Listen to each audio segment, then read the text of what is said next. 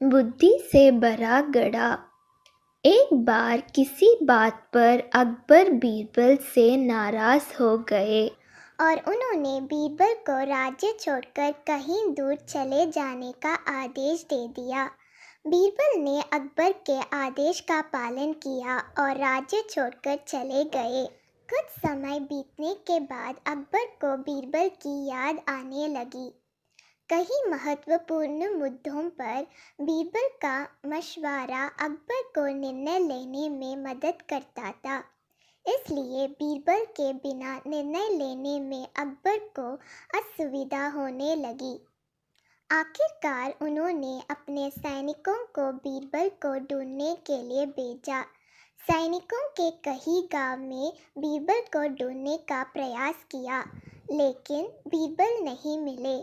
कई जगहों पर पूछताछ करने के बाद भी बीरबल का पता ठिकाना नहीं मिल सका और अकबर के पास सैनिक बैरंग लौट आए।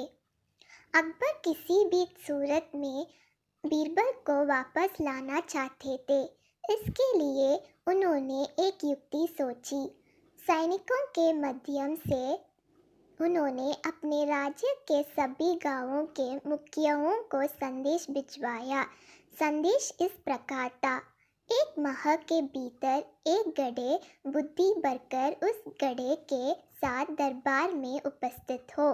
ऐसे ना कर पाने की स्थिति में बुद्धि की जगह गधे में हीरे जवाहरात भरकर देना होगा। अकबर का ये संदेश सैनिकों द्वारा गांव-गांव में प्रसारित किया गया। एक गांव में बीरबल वेश बदलकर एक किसान के खेत पर काम किया करते थे।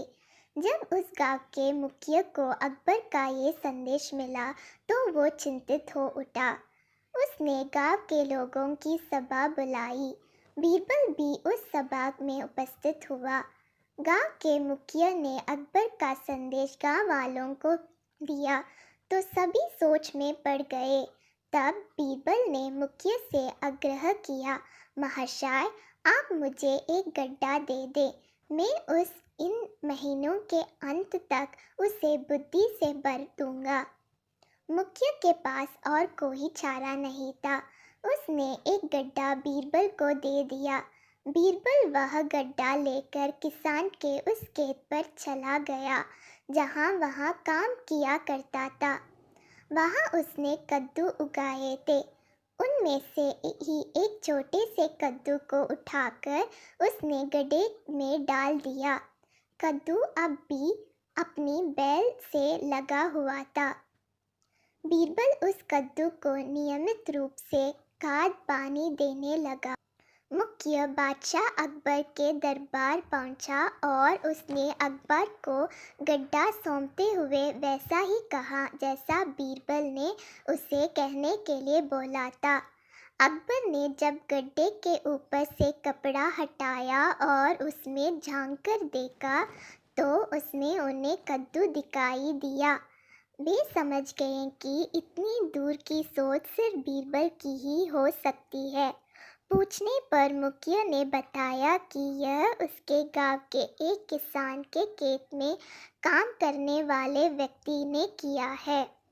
अकबर जान चुके थे कि यह व्यक्ति और कोई नहीं बल्कि बीरबल है। वे तुरंत मुखिया के गांव गए। वहां किसान के घर जाकर बीरबल से मिले और उससे माफ़ी मांगकर वापस दरबार में ले आए। सीख, हर समय का कोई ना कोई हल अवश्य होता है।